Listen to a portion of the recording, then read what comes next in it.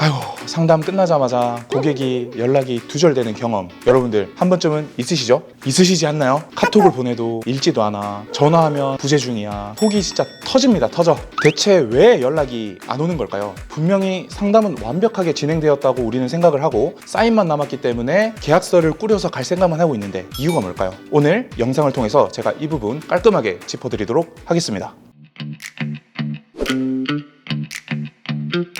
여러분 안녕하세요. 보험학교 채널 운영하고 있는 보험학교장 김한솔입니다. 반갑습니다. 자, 앞서서 말씀드린 내용들, 계약만 남았는데 클로징만 하고 이제 기분 좋게 만나서 서명만 하면 되는데 갑자기 연락이 되지 않는 이런 경험들 여러분들 해보신 적이 있으실 겁니다. 고객들이 어떤 점에서 부담을 느끼고 왜 연락을 안 받는지 이런 부분들을 저와 함께 짚어보면서 오늘 한번 해결해 보도록 하겠습니다. 자, 고객들이 통상적으로 잠수 탄다는 표현을 하죠. 갑자기 연락이 두절되는 이유 어떤 게 있을까요? 여러분 한번 생각해 보실까요? 대부분 고객분들이 부담을 느끼는 첫 번째 이유, 일단 보험료 부담입니다. 여러분 설계사의 입장과 고객이 실제 납부하는 입장에서의 간극이 좀 있습니다. 고객 입장에서는 예를 들어서 10만 원 정도 이렇게 생각을 했었는데 설계사의 입장에서 또 봤을 때는 이분 나이와 건강 상태와 가족들의 구성원들을 봤을 때는 20만 원 정도가 적당했을 것 같은데 라는 간극이 생기고 설계사는 계속 이제 20만 원 정도의 보험을 제한을 하고 있고 고객의 입장에서는 20만 원이라는 보험료 대비 안에 들어가는 보장이 또 워낙 좋다 보니까 괜찮은 것 같은데 라는 표현을 하면서 고민만 계속 하게 됩니다. 그러다가 계속 설계사 입장에서는 잘 되었다고 생각을 하고 20만 원 청약서를 계속 들이밀면서 이야기를 하는 거죠.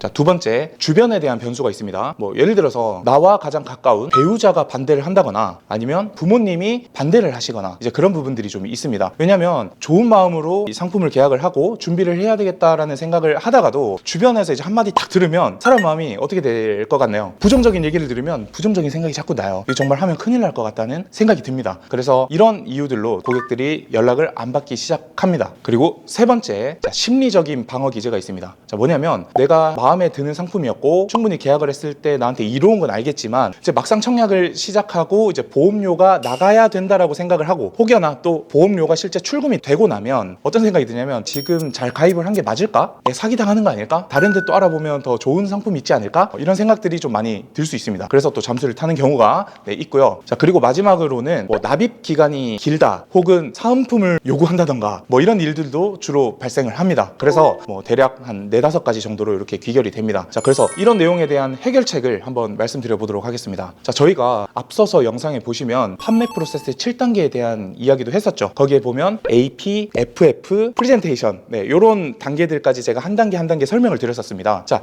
판매 프로세스 7단계 안에서 여러분들이 고객과 소통해야 되는 부분에서 빠진 점이 있기 때문에 고객이 그 부분이 해소가 안 된 거고 그리고 그거에 대한 생각을 계속 하는 겁니다. 예를 들면 아까 고객이 잠수를 타는 데 있어서 첫 번째 요건이 가격적인 부분이었습니다. 자, 이 가격적인 부분은 어디에서 해결돼야 되냐? 판매 프로세스 7단계 중에 FF라고 하는 단계, 고객의 현재 상황을 파악하는 단계에서 이 고객이 낼 수 있는 보험료 수준, 가정에서 어떤 가족력이 있었고 어떤 니즈가 있고 고객이 생각하는 전반적인 모든 내용들을 이미 FF 단계 사실관계 확인에서 이미 파악이 끝나고 그거에 대한 소통이 끝나고 있었어야 됩니다. 그때 고객이 실질적으로 내가 낼 수 있는 보험료의 수준은 이 정도입니다 라는 이야기를 해주셔야 그리고 그거에 대한 소통이 되고 거기에 맞춰서 우리가 상품을 짜서 제안을 했다면 고객이 큰 부담 없이 낼 수 있는 보험료에 맞춰서 아마 선택을 하셨을 겁니다. 자, 두 번째는 주변 변수, 가족이나 지인의 그런 반대들을 이야기를 했었습니다. 이 부분은 AP 단계나 프리젠테이션 단계에서 걸러내셨어야 됩니다. 뭐냐면 고객과 실질적인 상담이 이루어질 때 어떤 질문들이 들어가야 되냐, 이런 보험에 대한 내용을 듣고 뭔가 결정을 하는 데 있어서 같이 결정하셔야 될 분이 혹시 주변에 있으신가요? 라는 질문, 별것도 아니에요. 그냥 그 질문 하나를 던지고 저는 저 혼자 결정해도 됩니다. 혹은 저는 결혼을 했기 때문에 저 배우자와 이야기를 해봐야 됩니다. 그러니까 판매 단계에서 이 부분을 먼저 캐치하고 질문을 하신 다음에 만약에 같이 결정해야 될 분이 있다면 차라리 그때 상담에 대한 시간을 너무 쓰지 마시고 결정력이 있으신 분과 한 번 더 미팅을 잡고 다시 한 번 더 얘기를 나누신다라고 하면 마지막에 힘 빠지게 어떤 누군가가 하지 말래요, 누구는 이렇다던데요 라는 이야기를 아무래도 좀 더 피해갈 수 있겠습니다. 자, 세 번째 뭐가 있었죠? 심리적인 방어 기제입니다. 자, 이거는 고객분이 어떻게 보면 우리 설계사님에 대한 믿음이 좀 부족하다 라는 게 좀 깔려 있을 수 있습니다. 그래서 여러분들이 이 단계에서는 우리가 프레젠테이션을 할 때 이렇게 하는 게 좋습니다. 있습니다. 자, 저는요 고객 상담할 때 그냥 말로만 이야기하지 않습니다. 혹은 A4 용지 그냥 백지에다가 끄적끄적 쓰지 않습니다. 저는 전문적인 PPT를 만들어서 고객분과 함께 소통하면서 내용을 말씀을 드립니다. 자, 그렇게 하면서 이 프레젠테이션 안에 어떤 내용이 들어가야 되냐, 통상적으로 보면 설계사분들이 그냥 현재 이 고객님이 가지고 계신 보험이 어떤 보험이 있고 그 다음에 현재 보장은 어떻기 때문에 수정을 이렇게 하셔야 됩니다만 가지고 가서 이야기를 합니다. 심혈관 특약이 뭐 금액이 덜 들어가 있는데요, 뭐 이런 얘기들만 주로 하시는데 뭘 얘기해야 되냐, 고객이 실질적으로 그게 왜 필요한지를 얘기를 해주면서 지금 현재 고객님이 준비하고 계신 이 금액이 왜 부족한지를 납득을 시켜주셔야 돼요.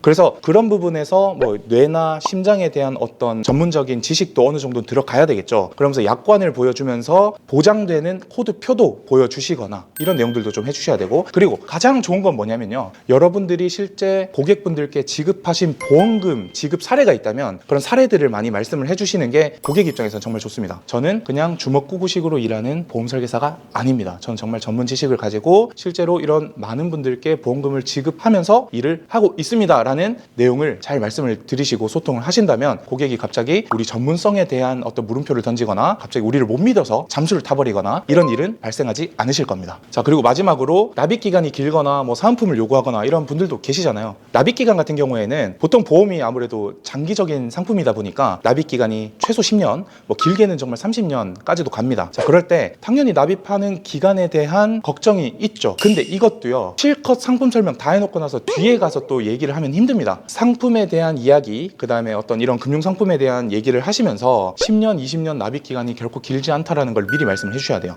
뭐 예를 들면 이렇죠. 우리가 꼭 보험 상품이 아니어도 죽을 때까지 쓰면서 내는 요금들이 어떤 게 있을까요? 핸드폰 요금도 또 뭐 있습니까? 집에 거주를 하니까 관리비도 계속 내야 되는 거예요. 소득이 끊긴다고 내가 관리비 못 낼 것 같아서 뭐 집 팔고 어디 뭐 길거리에 가서 잘 건 아니잖아요. 그렇죠? 보험도 똑같아요. 내가 언제 어떻게 쓰일지 모르기 때문에 이거는 고정 지출로 보고 살아있는 동안 내가 보장받기 위해서 일반적인 관리비를 내거나 핸드폰 요금을 내듯이 꾸준하게 내주셔야 되는 상품입니다. 그리고 실제로 고객님 10년 뒤라고 해봐야 고객님 10년 뒤 나이 몇 살이죠? 뭐 예를 들어서 30대라고 하면 이제 40대인데 40대 때 일 안 하실 건가요? 아니 50대 때 일 안 하실 거예요? 어차피 일하시고 돈 버셔야 되죠. 그때 거기에 맞춰서 계속 납입을 하는 거기 때문에 결코 부담스러운 게 아닙니다 라고 아무렇지 않게 여러분들이 표현을 해주셔야 됩니다. 아 10년, 저도 10년이 길다고 생각하는데요 이러면 길다라는 그 생각이 계속 갇혀서 빠져나오질 못합니다. 그래서 그런 얘기들 해주시면 좀 좋을 것 같고, 마지막 사은품 요구하시는 분들 꼭 있죠. 자, 사은품이 실질적으로 우리 보험업법에 나오는 거는 3만 원 이상 뭔가 지급이 되면 불법입니다. 불법.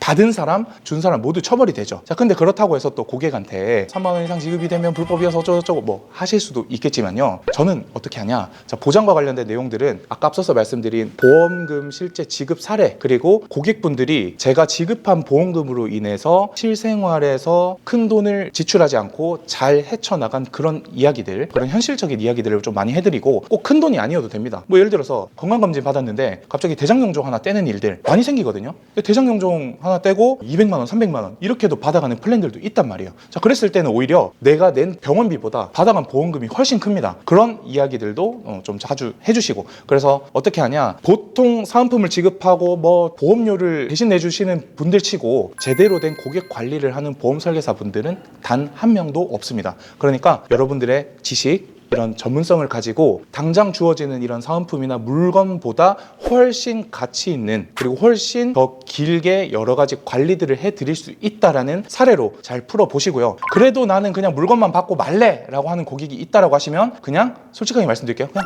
보내세요. 그거 자꾸 잡고 뭐하고 하려고 하지 마세요. 거기에만 매몰되어 있는 고객은 받을 필요 없습니다. 그렇게 되면 물건은 물건대로 하다가, 그리고 또 그게 유지될지 안 될지 어떻게 알아요? 설계사분들한테도 분명 피해가 생길 수 있습니다. 자, 그래서 결국 고객이 갑자기 뭔가 연락이 안 된다. 자, 그 안에는 여러 가지 원인이 있고, 그리고 우리는 이 원인을 미리 파악하고 해결을 할 수 있는 내용입니다. 자, 그러니까 오늘 영상의 내용들 다시 한번 곱씹어 보시고 여러분들이 영업하시는 데 있어서 실제로 또 적용도 해보시고, 그렇게 하시면서 좋은 결과, 좋은 업적 많이 나오시기를 진심으로 바라겠습니다. 자, 오늘 영상도 시청해 주셔서 진심으로 감사드리고요. 오늘 정보가 많이 도움이 되셨다면 좋아요, 구독, 알람 설정까지 해주시면 진심으로 감사드리겠고요. 계속 좋은 정보 가지고 오겠습니다. 감사합니다. 김한솔 보험학교장이었습니다.